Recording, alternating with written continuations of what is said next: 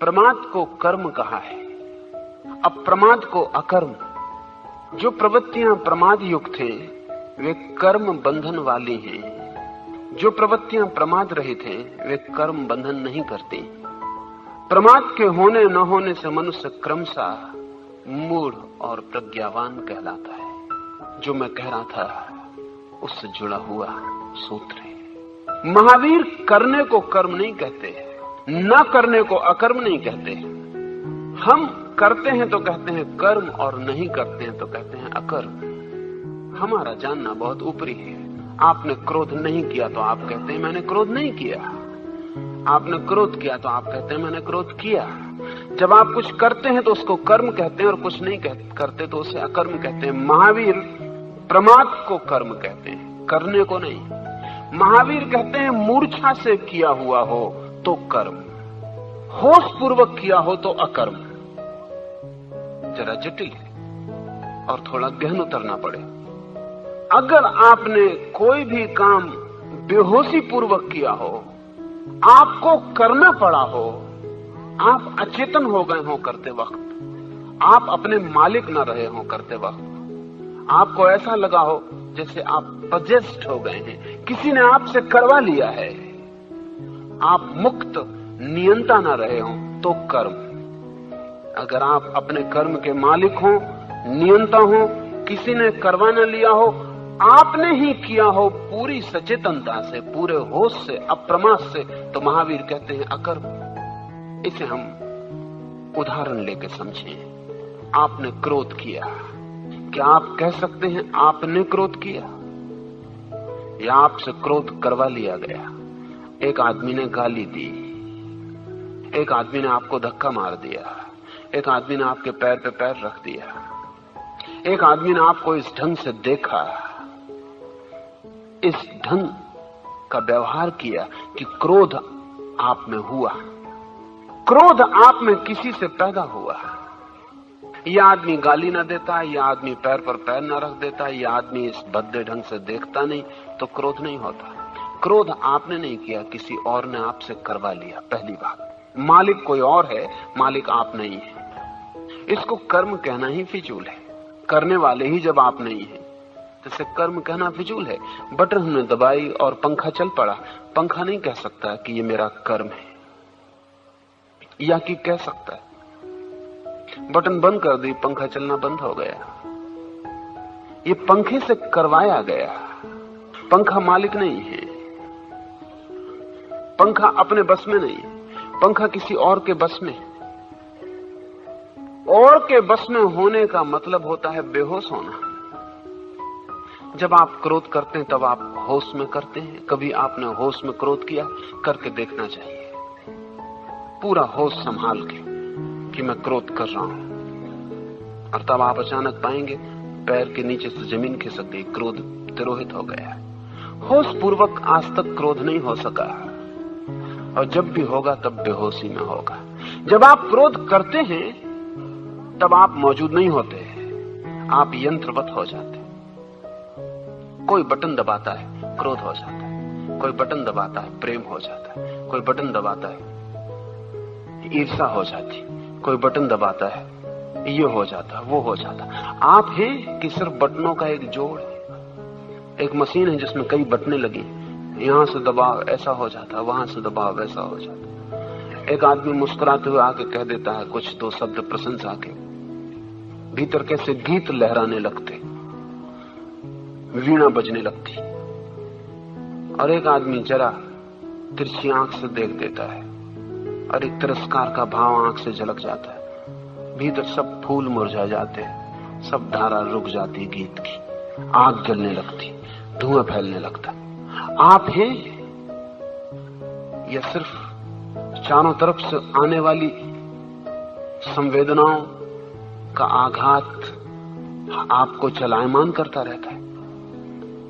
महावीर कहते हैं मैं उसे ही कर्म कहता हूं जो प्रमाद में किया गया हो।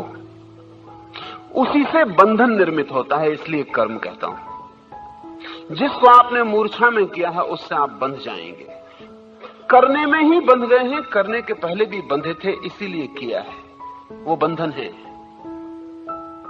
अगर हम अपने कर्मों की जांच पड़ताल करें तो हम पाएंगे वो सभी ऐसे, वे सब एक दूसरे पर निर्भर हैं। उसमें हम कहीं भी मालिक नहीं, हम केवल तंतुओं का एक जोड़ हैं और जगह जगह से तंतु खींचे जाते हैं और हमारे भीतर कुछ होता है। इसे महावीर कहते हैं प्रमाद, मूर्छा, बेहोशी, अचेतना। एक आदमी ने गाली दी, क्रोध हो गया। दोनों के बीच में जरा भी अंतराल नहीं है। जहां आप सजग हुए हों और जहां आपने होशपूर्वक सुना हो कि गाली दी गई और जहां आपने होशपूर्वक भीतर देखा हो कि कहां क्रोध पैदा हो रहा है, आप अगर दूर खड़े हो गए हो, गाली दी गई है, गाली सुनी गई है, गाली देने वाले के भीतर क्या हो रहा है, गाली सुनने वाले के भीतर क्या हो रहा है, अगर इन दोनों के पार खड़े होकर आपने देखा हो क्षण भर, तो उसका नाम होश है। कहां लगी गाली, कहां घाव किया उसने, कहां छू दिया कोई पुराना छिपा हुआ घाव, कहां हरा हो गया कोई दबा हुआ घाव, कहां पड़ी चोट, क्यों पड़ी चोट, कहां भीतर मवाद बहने लगी। इसको अगर आपने खड़े होकर निष्पक्ष भाव से देखा हो, जैसे ये गाली किसी और को दी गई हो, और ने तो दी है, किसी और को दी गई हो, अगर ये भी आपने देखा हो तो आप होश के क्षण में तो अप्रमाद है। और फिर आपने निर्णय किया हो कि क्या करना, और ये निर्णय शुद्ध रूप से आपका हो, ये निर्णय आपसे करवा न लिया गया हो, ये निर्णय आपका हो। बुद्ध को कोई गाली दे,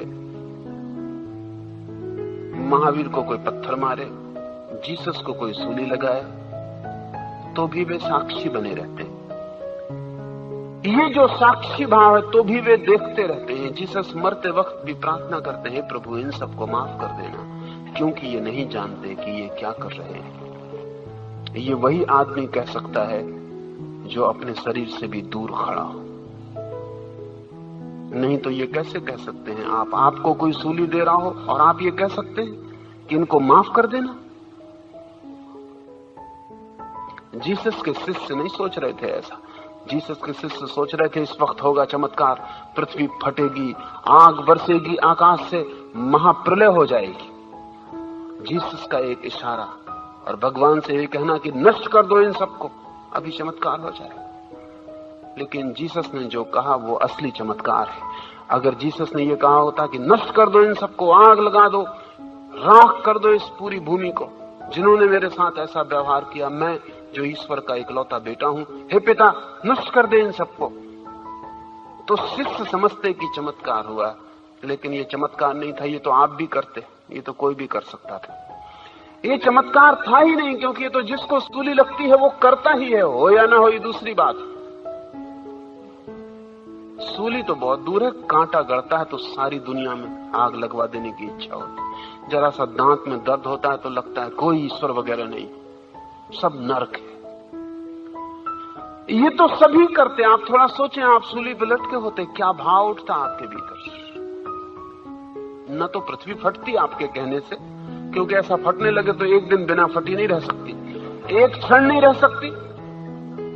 न कोई सूरज आग बरसाता और न कुछ होता है, लेकिन इससे कोई फर्क नहीं पड़ता। आपका मन तो यही होता कि हो जाए ऐसा। मनोवैज्ञानिक कहते हैं कि ऐसा आदमी खोजना मुश्किल है जो जिंदगी में 10-5 बार हत्याएं करने का विचार न करता हो, 10-5 बार अपनी हत्या करने का विचार न करता हो, 10-5 बार सारी दुनिया को नष्ट कर देने का जिसे ख्याल न आ जाता हो।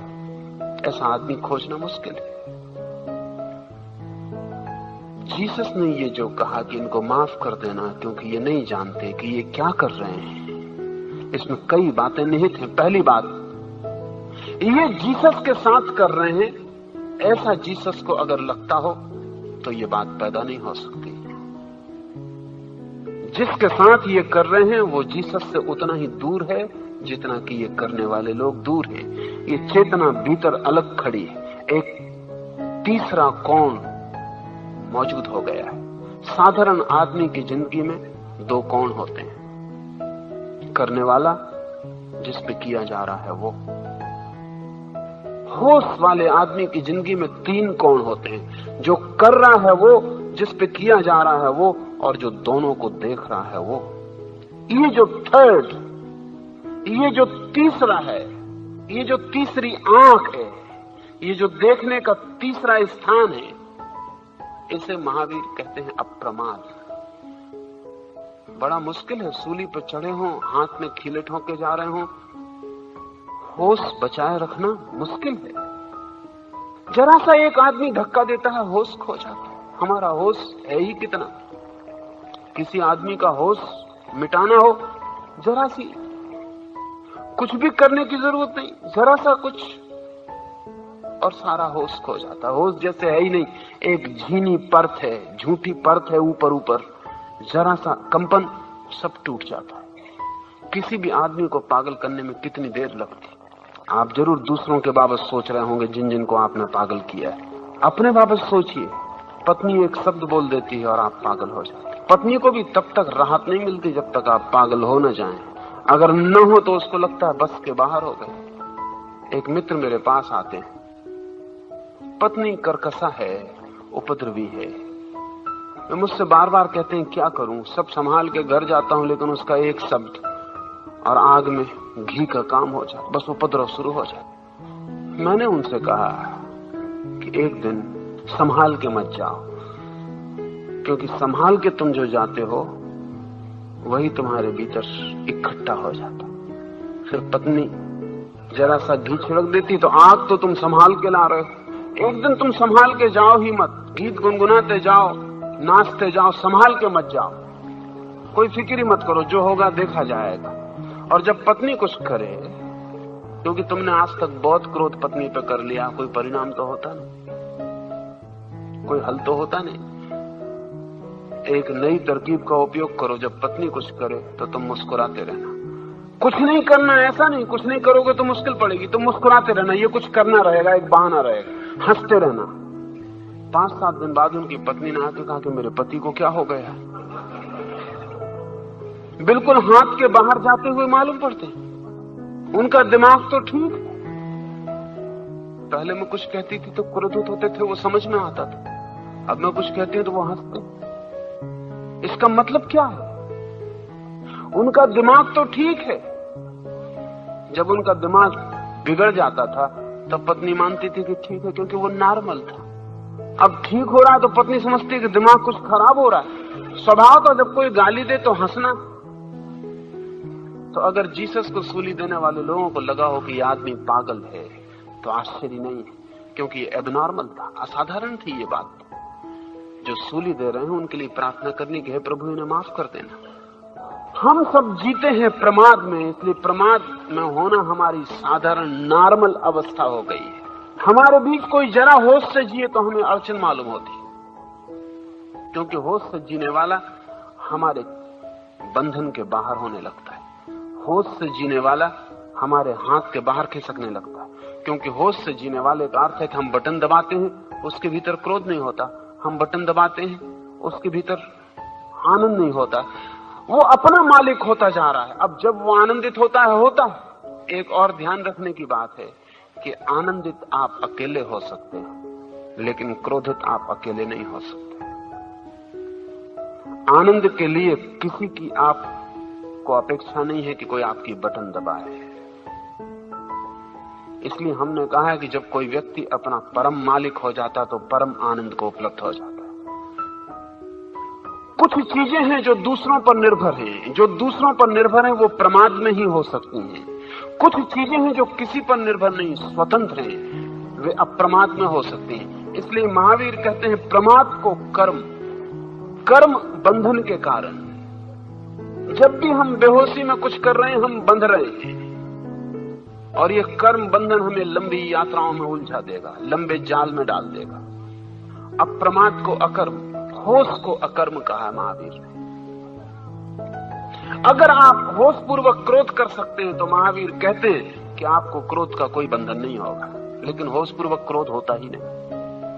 अगर आप होश पूर्वक चोरी कर सकते हैं तो महावीर कहते हैं चोरी अकर्म, इसमें फिर कोई कर्म बंधन नहीं है, लेकिन होश पूर्वक चोरी होती ही नहीं। अगर आप होश पूर्वक हत्या कर सकते हैं तो महावीर हिम्मतवर हैं, वो कहते हैं इसमें कोई कर्म का बंधन नहीं, आप होश पूर्वक हत्या करें। लेकिन होश पूर्वक हत्या होती ही नहीं, हत्या होती ही अनिवार्य रूप से बेहोशी में है। तो महावीर कहते हैं कि एक ही है नियम होश पूर्वक, एक ही है पुण्य होश पूर्वक, एक ही है धर्म होश पूर्वक, फिर सारी छूट है, होश पूर्वक जो भी करना हो करो। धर्म को इतना इसेंशियल, इतना सारभूत कम ही लोगों ने समझा और कहा है। इसलिए महावीर की सारी उपदेशना, उनकी सारी धर्म देशना इस एक ही शब्द के आसपास घूमती है, होश, विवेक, जागरूकता, अप्रमाद। इतना मूल्य दिया है उन्होंने तो सोचने जैसा है। नीति की दूसरी कोई आधारशिला नहीं रखी। ये करना बुरा है, ये करना अच्छा है, इस पे महावीर का जोर नहीं। लेकिन तब बड़ी हैरानी होती, महावीर को जिन्होंने 2500 साल अनुगमन किया है उनको होश की कोई फिक्र नहीं, उनको कर्मों की फिक्र। वो कहते हैं ये कर्म ठीक, वो कर्म गलत। इस फर्क को समझ लें। जब मैं कहता हूं ये कर्म ठीक, ये कर्म गलत, तो होश का कोई सवाल नहीं। जब मैं कहता हूं होश ठीक, बेहोशी गलत, तो कर्म का कोई सवाल नहीं। जिस कर्म के साथ भी मैं होश जोड़ लेता हूं वो ठीक हो जाता है, वो अकर्म हो जाता है, उसका कोई बंधन नहीं रह जाता। और जिस कर्म के साथ मैं होश नहीं जोड़ पाता हूं वो पाप है, वो बंधन है, वो अधर्म, वो कर्म है। रहस्य ये है कि जो भी गलत है उसके साथ होश नहीं जोड़ा जा सकता। गलत होने का मतलब ही यह है कि वो केवल बेहोशी में ही संभव है।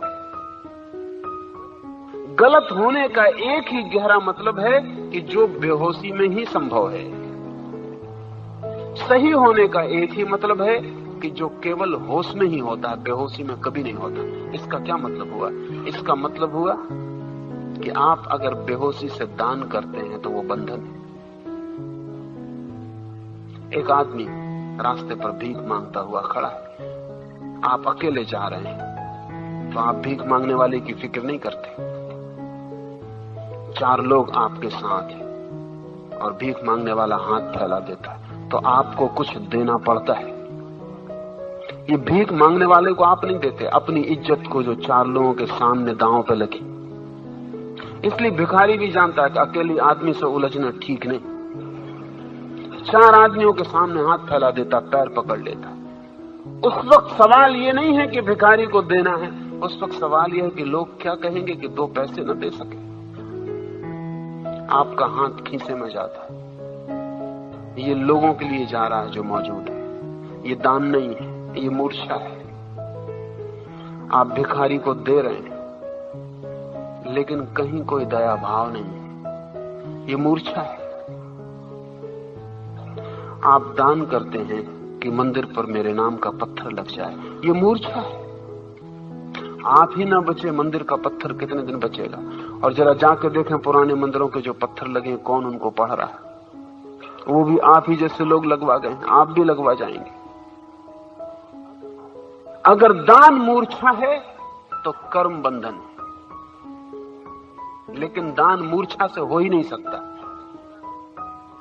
अगर हो रहा है तो उसका मतलब वो दान नहीं है, आप धोखे में हो, कुछ और है।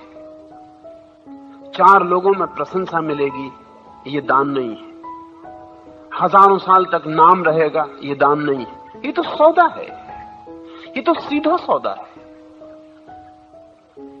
अगर अकेले भी हैं आप, कोई देखने वाला नहीं है और भिखारी हाथ फैलाता है, तब भी जरूरी नहीं कि दान ही हो। कई बार ऐसा होता है कि इनकार करना ज्यादा महंगा और दे देना सस्ता होता है। एक 2 पैसे दे देने में ज्यादा सस्ता मालूम पड़ता है मामला, बजाय ये कहने में कि नहीं देंगे। ये नहीं देना ज्यादा महंगा मालूम पड़ता है।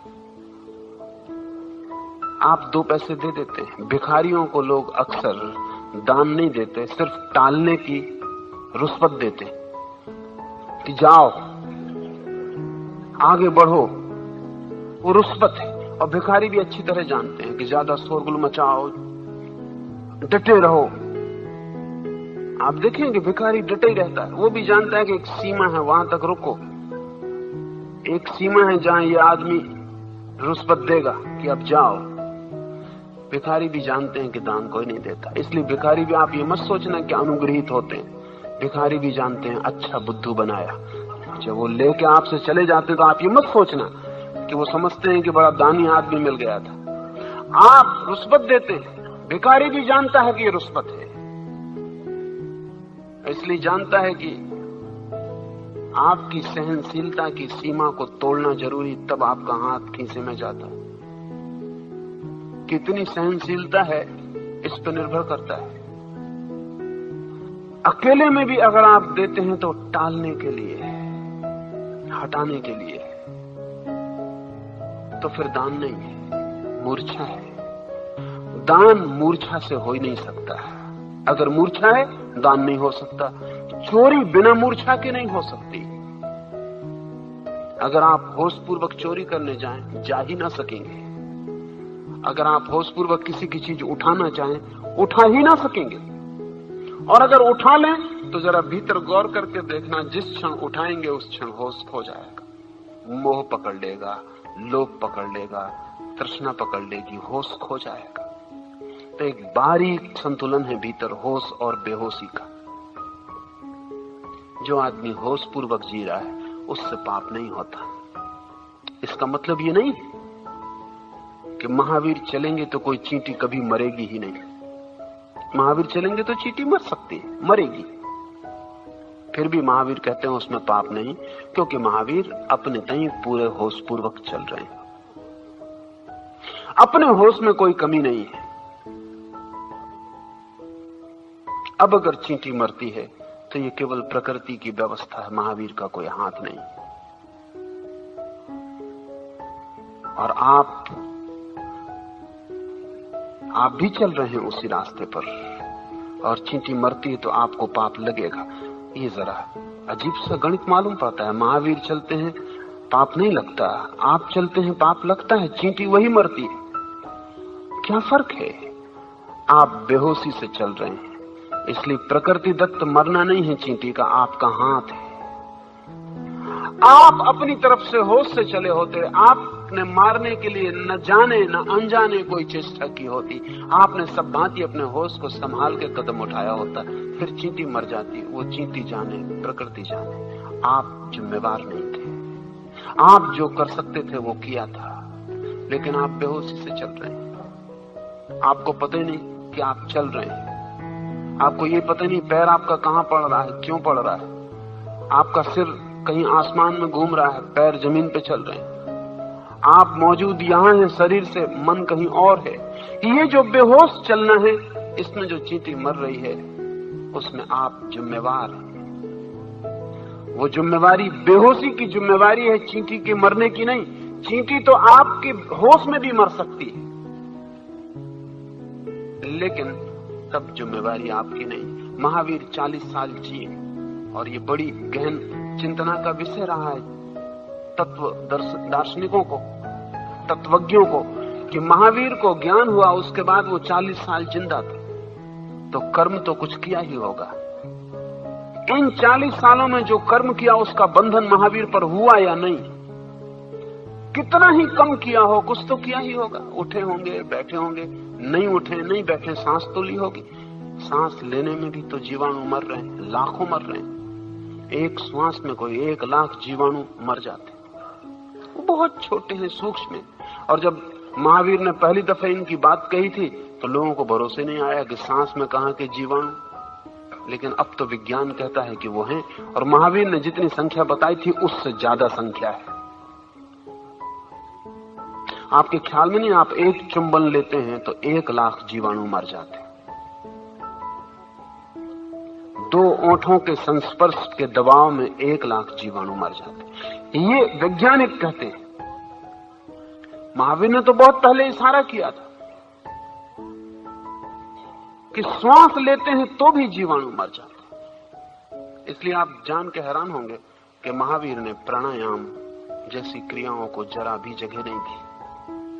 हैरानी की बात है, क्योंकि योग प्राणायाम पे इतना जोर देता है, उसके कारण बिल्कुल दूसरे, लेकिन महावीर ने बिल्कुल जोर नहीं दिया, क्योंकि इतने जोर से श्वास का लेना छोड़ना महावीर को लगा अकारण हिंसा को बढ़ा देना हो जाएगा। इसलिए महावीर उतनी ही श्वास लेते हैं जितने के बिना नहीं चल सकता, जितने के बिना नहीं चल सकता। श्वास लेने में भी महावीर होश में है, जिसके बिना नहीं चल सकता। अनिवार्य है जो होने के लिए बस उतनी ही श्वास, वो भी होश में है वो। इसलिए दौड़ते नहीं कि श्वास तेज ना हो जाए, चिल्लाते नहीं कि श्वास तेज ना हो जाए। उतना ही बोलते हैं जितना अपरिहार्य है, चुप रह जाते हैं। क्योंकि जब कुछ भी हम कर रहे हैं उसमें अगर बेहोशी है तो हिंसा हो रही है। पर फिर भी महावीर बोले, फिर भी महावीर चले, नहीं कुछ किया तो श्वास तो ली। रात जमीन पर लेटे तो शरीर का वजन पड़ा होगा। जब एक चुंबन में 1 लाख कीटाणु मर जाते हैं तो जब आदमी जमीन पर लेटेगा, कितना ही साफ सुथरा करके लेटे, करोड़ों कीटाणु मर जाएंगे, करोड़ों जीवाणु मर जाएंगे। महावीर रात करवट नहीं लेते हैं, फिर भी एक करवट तो लेनी ही पड़ेगी। सोते वक्त एक बार तो पृथ्वी छूनी ही पड़ेगी। महावीर रात में करवट नहीं बदलते कि बार बार बहुत सी हिंसा अकारण है। एक करवट से काम चल जाता है तो बस एक करवट काफी है। एक ही करवट सोए रहते हैं, फिर भी एक करवट तो सोते ही है। आप ज्यादा हिंसा करते होंगे, वो कम करते हैं, लेकिन नहीं करते हैं ऐसा तो दिखाई नहीं पड़ता। तो सवाल है कि महावीर ने 40 साल में इतनी हिंसा की, उसका कर्म बंधन अगर हुआ हो तो फिर वो मोक्ष कैसे जा सकते, उनका पुनर्जन्म होगा। उतना बंधन, उतना संस्कार फिर जीवन में ले आएगा। लेकिन नहीं, कोई कर्म बंधन नहीं होता, क्योंकि महावीर की कर्म की परिभाषा हम समझ लें। जो हम मूर्छा पूर्वक करते हैं तभी कर्म बंधन होता है, जो हम होश पूर्वक करते हैं कोई कर्म बंधन नहीं होता। तो महावीर ये नहीं कहते आप क्या करते हैं, महावीर ये कहते हैं कि आप कैसे करते हैं। क्या महत्वपूर्ण नहीं है, भीतर का होश महत्वपूर्ण है। प्रमाद को कर्म, अप्रमाद को अकर्म कहा है, अर्थात जो प्रवृत्तियां प्रमाद युक्त हैं वे कर्म बंधन करने वाली हैं, और जो प्रवृत्तियां प्रमाद रहित हैं वे कर्म बंधन नहीं करती। इसलिए उन प्रवृत्तियों की खोज कर लेना जो मूर्छा के बिना नहीं हो सकती, उनको छोड़ना। उन प्रवृत्तियों की भी खोज कर लेना जो बेहोशी में हो ही नहीं सकती, सिर्फ होश में होती हैं, उनकी खोज करना, उनका अभ्यास करना। लेकिन ये अभ्यास बहिर्मुखी ना हो, भीतरी हो, और होश से प्रारंभ होता हो। होश को बढ़ाना ताकि वे प्रवृत्तियां बढ़ जाएं जीवन में जो होश में ही होती हैं। जैसे मैंने कहा, प्रेम, अगर आप बेहोश हैं तो पहले तरह का प्रेम होगा। अगर थोड़े से होश में और थोड़े से बेहोश में है तो दूसरे तरह का प्रेम होगा। अगर बिल्कुल होश में है तो तीसरे तरह का प्रेम होगा। प्रेम करुणा बन जाएगी। अगर बेहोश है तो करुणा काम वासना बन जाती है। अगर दोनों के मध्य में है तो काम और करुणा के बीच में वो जो कवियों का प्रेम है वो होता है। प्रमाद के होने और न होने से, ज्ञान के होने या न होने से नहीं, प्रमाद के होने या न होने से महावीर कहते हैं मैं किसी को मूढ़ और किसी को ज्ञानी कहता हूं। वो कितना जानता है इससे नहीं, कितना होश पूर्वक जीता है इससे। उसकी जानकारी कितनी है इससे मैं उसे ज्ञानी नहीं कहता हूं, और उसकी जानकारी बिल्कुल नहीं है इससे अज्ञानी भी नहीं कहता हूं। जानकारी का ढेर लगा हो और आदमी बेहोश जी रहा हो। मैंने सुना है एडिसन के बाबत, शायद इस सदी का बड़े से बड़ा जानकार आदमी था। 1000 आविष्कार एडिसन ने किए, कोई दूसरे आदमी ने किए नहीं। आपकी जिंदगी अधिकतर एडिसन से घिरी है। चाहे आप कहते कितने हो कि हम भारतीय हैं और हम महावीर और बुद्ध से घिरे हैं, भूल में मत रहना। महावीर और बुद्ध से आपके फासले अनंत, घिरे आप किसी और से। एडिसन से ज्यादा घिरे हैं बजाय महावीर या बुद्ध के। बिजली का बटन दबाओ तो एडिसन का आविष्कार है, रेडियो खोलो तो एडिसन का आविष्कार है, फोन उठाओ तो एडिसन का आविष्कार है, हिलो डुलो सब तरफ एडिसन है। 1000 आविष्कार जो हमारी जिंदगी के हिस्से बन गए। इस आदमी के पास जानकारी का अंत नहीं था, बड़ा अद्भुत जानकार आदमी था। लेकिन एक दिन एडिसन का एक मित्र मिलने आया है। एडिसन सुबह सुबह अपना नाश्ता करता है, नाश्ता रखा हुआ है और एडिसन किसी सवाल को हल करने में लगा है। नौकर को आज्ञा नहीं है कि वो कहे, चुपचाप नाश्ता रख जाए। मित्र ने देखा एडिसन उलझा है अपने काम में, नाश्ता तैयार है, उसने नाश्ता कर लिया, प्लेट साफ करके ढांक के रख दी। थोड़ी देर बाद जब एडिसन ने अपनी आंख उठाई कागज के ऊपर, देखा मित्र आया है, कहा कि बड़ा अच्छा हुआ आए। नजर डाली खाली प्लेट पर, एडिसन ने कहा जरा देर से आए, पहले आते तो तुम भी नाश्ता कर लेते। मैं नाश्ता कर चुका, खाली प्लेट। जानकारी अद्भुत है इस आदमी की, लेकिन होश बिल्कुल नहीं है। होश और बात है,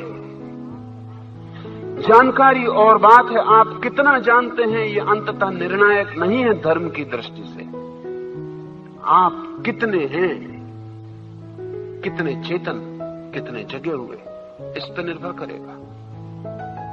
कबीर की जानकारी कुछ भी नहीं है, लेकिन होश अनूठा है। मोहम्मद की जानकारी बहुत ज्यादा नहीं है, लेकिन होश अनूठा है। जीसस की जानकारी क्या है? कुछ भी नहीं। एक बढ़ई के लड़के की जानकारी हो भी क्या सकती है, लेकिन होश अनूठा है। एडिसन नाश्ते में भी बेहोश हो जाता है और जीसस सूली पर भी होश में। इसलिए महावीर कहते हैं प्रमाद को मैं कहता हूं मूर्खता, अप्रमाद को मैं कहता हूं पांडित्य, प्रज्ञा। जिसे मोह नहीं उसे दुख नहीं। जो प्रज्ञावान है उसको ये सूत्र ख्याल में आ जाएगा जीवन की व्यवस्था का। जीवन की जो आंतरिक व्यवस्था है वो ये है, जिसे मोह नहीं उसे दुख नहीं। अगर आपको दुख है तो आप जानना कि मोह है। दुख हम सभी को है, कम ज्यादा, और हर आदमी सोचता उससे ज्यादा दुखी आदमी संसार में दूसरा नहीं है।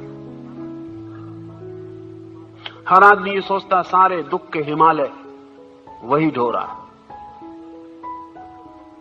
जिससे मोह नहीं उसे दुख नहीं। अगर आपको ऐसा लगता हो कि दुख के हिमालय ढो रहे हैं तो समझ लेना कि मोह के प्रशांत सागर भी आपके भीतर होंगे। मोह के बिना दुख होता ही नहीं। जब भी दुख होता है मोह से होता है। मोह का अर्थ है ममत्व, मोह का अर्थ है मेरा का भाव। मकान में आग लग गई, मेरा है तो दुख होता है, मेरा नहीं है तो दुख नहीं होता। मेरा नहीं है तो सहानुभूति दिखा सकते हैं आप, लेकिन उसमें भी एक रस होता है। मेरा है तब दुख होता है। मकान वही है, लेकिन अगर इंश्योर्ड है तो उतना दुख नहीं होता। बीमा कंपनी का जाता होगा, सरकार का जाता होगा, अपना क्या जाता? अपना है तो दुख होता है। आपका बेटा मर गया, छाती पीट रहे हैं, और तभी एक चिट्ठी आपके हाथ लग जाए जिससे पता चले कि ये बेटा आपसे पैदा नहीं हुआ, पत्नी का किसी और से संबंध था, उससे पैदा हुआ। आंसू तिरोहित हो जाएंगे, दुख विलीन हो जाएगा। छुरी निकाल के पत्नी की तलाश में लग जाएंगे कि पत्नी कहां है। क्या हो गया? वही व्यक्ति मरा हुआ पड़ा है सामने। मरने में कोई कमी नहीं होती आपके इस जानकारी से, इस पत्र से। मौत हो गई है, लेकिन मौत का दुख नहीं है, मेरे का दुख है। जो हमारा नहीं उसे हम मारना भी चाहते हैं, जो हमारे विपरीत हो उसको हम नष्ट भी करना चाहते हैं, जो अपना है उसे बचाना चाहते हैं। महावीर कहते हैं जिसे मोह नहीं उसे दुख नहीं। अगर दुख है तो जानना कि मोह है। जिसे तृष्णा नहीं उसे मोह नहीं। अगर मोह है तो उसके भीतर तृष्णा होती है। मेरा हम कहते ही क्यों हैं? क्योंकि बिना मेरे के मैं को खड़े होने की कोई जगह नहीं। जितना मेरे का विस्तार होता है उतना बड़ा मेरा मैं होता है। इसलिए मैं की एक ही तृष्णा है, एक ही वासना है, बड़ा हो जाओ। जिसके पास बड़ा राज्य है उसके पास बड़ा मैं। एक राजा का राज्य छीन लो, राज्य नहीं छीनता उसका, मैं भी छीन जाता, सिकुड़ जाता है। एक धनी का धन छीन लो, धनी नहीं छीनता, धनी सिकुड़ जाता है। जो भी आपके पास है वो आपका फैलाव है। मैं की एक ही तृष्णा है कि मैं ही बचूं, सारा ब्रह्मांड मेरे अहंकार की भूमि बन जाए। ये जो वासना है कि मैं फैलूं, मैं बचूं, सुरक्षित रहूं, सदा रहूं, अमृत को उपलब्ध हो जाऊं, मेरी कोई सीमा ना हो, अनंत हो जाए मेरा साम्राज्य, ये है तृष्णा, ये है डिजायर। महावीर कहते हैं जिससे तृष्णा नहीं उसे मोह नहीं। जिसको अपने मैं को बढ़ाना ही नहीं है वो मेरे से क्यों जुड़ेगा। छोटे झोपड़े में जब आप रहते हैं तो आपका मैं भी उतना ही छोटा रहता है, झोपड़े वाले का मैं। बड़े महल में रहते हैं तो बड़े महल वाले का मैं आपका खोज करता है कितनी बड़ी जगह घेर ले, कितनी बड़ी जगह घेर ले। स्पेस चाहिए मैं को फैलने के लिए। इसलिए आप देखते हैं कि अगर एक नेता चल रहा हो भीड़ में तो बिल्कुल भीड़ के साथ नहीं चलता, थोड़ी स्पेस, थोड़ा आगे चलेगा, भीड़ थोड़ी पीछे चलेगी, जगह चाहिए। अगर भीड़ बिल्कुल पास आ जाए तो नेता को तकलीफ शुरू हो जाती। तकलीफ इसलिए शुरू हो जाती कि उसका जो विस्तार था मैं का वो छीना जा रहा। और कोई आदमियों के नेता की है ऐसी बात नहीं। अगर बंदरों का झुंड चल रहा हो तो जो नेता है उसमें जो बांस, उसके आसपास एक आदरपूर्ण स्थान होता है जिसमें कोई प्रवेश नहीं कर सकता। बाकी बंदर की जो भीड़ है वो थोड़ी दूर पर जगह पर बैठेगी। अगर आप नेता से मिलने गए तो बिल्कुल पास नहीं बैठ सकते, अपने अपने स्थान पर बैठना पड़ता है। एक जगह है, उसको वैज्ञानिक कहते हैं टेरिटोरियल। एक अहंकार है जो प्रदेश घेरता है। फिर कितना बड़ा प्रदेश घेरता है, जितना बड़ा घेरता है उतना मैं को मजा आता है, उतना लगता है कि अब मैं मजबूत हूं, शक्तिशाली हूं। इसलिए किसी सम्राट के कंधे पर हाथ जाके मत रख देना। कहा जाता है कि हिटलर की जिंदगी में कोई उसके कंधे पर हाथ नहीं रख सका, इतना फासले कभी नहीं मिटने दिया। गोबेल्स हो कि उसके और निकट के मित्र हों, वो भी एक फासले पर खड़े रहेंगे दूर, कंधे पर कोई हाथ नहीं रख सकता। हिटलर का कोई मित्र नहीं था। मित्र बनाए नहीं जा सकते, क्योंकि मित्र का मतलब है कि वो जो जगह है अहंकार की उसको आप दबाएंगे, छीनेंगे। राजनीतिज्ञ के आप अनुयायी हो सकते हैं, शत्रु हो सकते हैं, मित्र नहीं हो सकते। ये जो महावीर कहते हैं जिससे मोह है उसे तृष्णा है। अगर दुख है तो जानना कि मोह का सागर भरा है नीचे, अगर मोह है तो जानना कि तृष्णा की दौड़ है पीछे। जिसे लोभ नहीं उसे तृष्णा नहीं, और इसलिए लोभ गहरे से गहरा है। तृष्णा भी लोभ का विस्तार है, ग्रीड का, मैं ज्यादा हो जाऊं। ज्यादा होने की जो दौड़ है वो तृष्णा है, ज्यादा होने की जो वृत्ति है वो लोभ है। तृष्णा परिधि है, लोभ केंद्र है। परिधि सफल हो जाए तो मोह निर्मित होता है, परिधि असफल निर्मित हो जाए, असफल हो जाए तो क्रोध निर्मित होता है। जितनी तृष्णा सफल होती जाए मोह बनता जाए, और जितनी सफल हो उतना दुख, असफल हो तो दुख। जिसे लोभ नहीं उसे तृष्णा नहीं, और जो ममत्व से अपने पास कुछ भी नहीं रखता उसका लोभ नष्ट हो जाता। क्या है उपाय? फिर एक ही उपाय है, मेरे को छीन करते जाना। पत्नी होगी पर मेरे का भाव छीन कर ले, बेटा होगा पर मेरे का भाव छीन कर ले। मकान को रहने दें, मकान को गिराने से कुछ ना गिरेगा, मेरे को हटा ले। मकान पर वो जो मेरे को चिपका दिया है, वो जो आपके प्राण भी मकान की ईंट गारे में समा गए हैं, उनको वापस हटा लें। मेरे को हटाते जाएं, ममत्व को तोड़ते चले जाएं, और एक दिन ऐसी स्थिति आ जाए कि मकान तो दूर, ये जो और पास का मकान है, देह, शरीर, इससे भी पीछे हटा लें। ये हड्डियां भी मेरी नहीं है, भी नहीं, ये मांस भी मेरा नहीं, ये खून भी मेरा नहीं, ये चमड़ी भी मेरी नहीं है, भी नहीं।